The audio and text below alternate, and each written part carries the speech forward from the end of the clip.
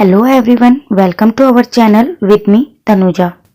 पिछले लेक्चर में हमने कार्बोहाइड्रेट के पार्ट 1 को डिस्कस किया था, जिसमें हमने introduction of carbohydrate, classifications of carbohydrate और फिजियोलॉजिकल इंपॉर्टेंस ऑफ मोनोसैकेराइड के बारे में पढ़ा था। आज हम इस सीरीज के पार्ट 2 को डिस्कस करेंगे। कार्बोहाइड्रेट पार्ट 2 को शुरू करने से पहले अगर आपने कार्बोहाइड्रेट पार्ट 1 अभी तक नहीं देखा है तो पहले आप उस वीडियो को देख लें। इससे आपको कार्बोहाइड्रेट को लेकर कोई भी डाउट नहीं रहेगा। कार्बोहाइड्रेट पार्ट 1 का लिंक आपको नीचे डिस्क्रिप्शन में मिल जाएगा, ठीक है। पिछले लेक्चर में हमने मोनोसैकेराइड, डाइसैकेराइड, ओलिगोसैकेराइड और पॉलीसैकेराइड को सिंप्लीफाई किया था। पिछले लेक्चर में हमने पढ़ा था polysaccharides are of two types, one is homopolysaccharide and another one is heteropolysaccharide. Okay, now what is homopolysaccharide? ठीक है, in this polysaccharide all monosaccharides units are the same. For example, in starch, glycogen, cellulose and chitin. Now starch एक मुख्य घटक मतलब main constituent होता है हमारी diet का। It exist exclusively in plants. Mainly किस चीज में होता है? In their seeds, roots, fibres as their food reserves, ठीक है। Now chief source of starch क्या होते हैं? सीरियल्स, पोटैटो एटसेट्रा, ठीक है।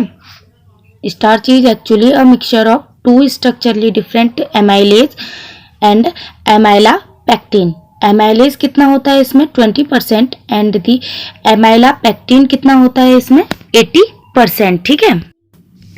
Amylase molecule is made up of 60 to 300 number of glucose unit and the most important thing is it's having only 1,4 linkage, ठीक है।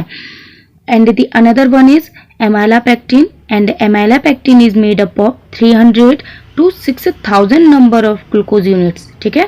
And it's having both 1,4 linkage and 1,6 linkage, okay। You can see this structure and this structure is amylase structure and that one is the amylopectin structure, okay. Now come to the glycogen. The general formula of glycogen is C6H10O5 का whole n, okay.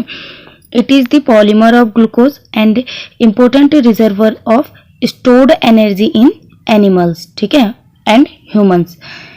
It is mainly stored in liver and muscles on enzymatic hydrolysis. It produces large number of glucose molecule. Okay. Now come to the cellulose. Cellulose is the main structural material of trees and other plants would contain about 50% of cellulose. वहीं जो cotton wool होता है वो almost pure cellulose होता है, ठीक है। It is the polymer of glucose.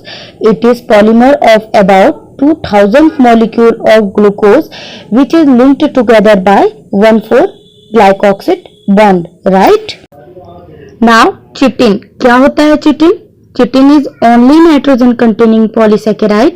It is the polymer of N-acetyl and D-glycoxamine units. It is form exoskeleton of insect. चलो यहाँ पर तो हमारा कंप्लीट हुआ पॉलीसैकेराइड, ठीक है। Now we discuss about biological significance of carbohydrate. Starch, जैसे carbohydrate हमारी डाइट में मेन कंस्टिट्यूएंट मतलब मेन घटक होते हैं, ठीक है। On which hydrolysis? Enzymatic hydrolysis, ठीक है। It produce glucose and glucose is the chief source of energy for plants and animals, ठीक है। Now point number 2, cellulose plant cell wall के लिए इंपोर्टेंट कंस्टिट्यूएंट होते हैं and which protect plant cell from any kind of injury, मतलब किसी भी तरीके की चोट लगने में हेल्प करते हैं, ठीक है। Now point number 3, glycogen is the main storage food of animals when blood glucose level is lowered is immediately form, ठीक है। जब ब्लड ग्लूकोज लेवल इमीडिएटली ही कम हो जाता है तब एंड ब्लड ग्लूकोज लेवल को मेंटेन करता है, ठीक है ना। Now point number 4, chitin form exoskeleton of insect and in this way protect their body, ठीक है। नाउ 5th, फ्रुक्टोज जो है फ्रूट्स का इंपोर्टेंट शुगर है which provide sweet taste to the fruit. Okay, now 6 cellulose cotton fibre का main constituent होता है and I think you all know about that कि cotton fibre is used in the formation of our clothes. ठीक है. And now 7th point ribose sugar is the important constituent of nucleic acid. ठीक है. Now 8th cellulose जो है raw material होता है paper का. किस चीज का? पेपर का. ठीक है. Now last but not the least is carbohydrate plays important role in the metabolism of amino acid and fatty acid. चलो अब reducing and non reducing agent को जान लेते हैं. First one is reducing agent.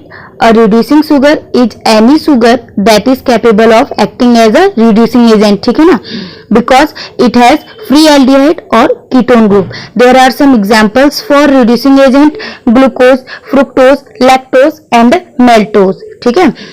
These sugar reduce cupric ion of Benedict solution to cuprous ion and silver ion of Tollens reagent to silver ion. Okay, there are some tests for reducing sugar like Fehling test, Benedict test and Tollens test. ठीक है. reducing sugar exhibit meter rotation. reducing sugar जो होता है वो meter rotation exhibit करता है. ठीक है. Glucose reactive with Tollens reagent, इसका रिएक्शन जो है ये दिया हुआ है. ठीक है ना. Now come to the non reducing sugar. ठीक है. नॉन रिड्यूसिंग शुगर क्या होता है? दो sugar which does not contain free aldehyde और ketone group is called non reducing sugar. Reducing sugar क्या होते हैं? जिन पे फ्री एल्डिहाइड और कीटोन ग्रुप पाए जाते हैं उन्हें रिड्यूसिंग शुगर कहते हैं, और नॉन रिड्यूसिंग शुगर वो होते हैं जिनमें फ्री एल्डिहाइड और कीटोन ग्रुप नहीं पाए जाते हैं. ठीक है. Now the sugar do not show mutarotation in non reducing sugar. ठीक है. They do not act as reducing agent. They do not reduce Benedict and Tollens reagent. ठीक है ना. And its example is sucrose. It most important its example is sucrose. अगर आपको ये video useful लगी हो तो प्लीज़ इसे लाइक, शेयर एंड कमेंट जरूर करें. Thanks for watching this video.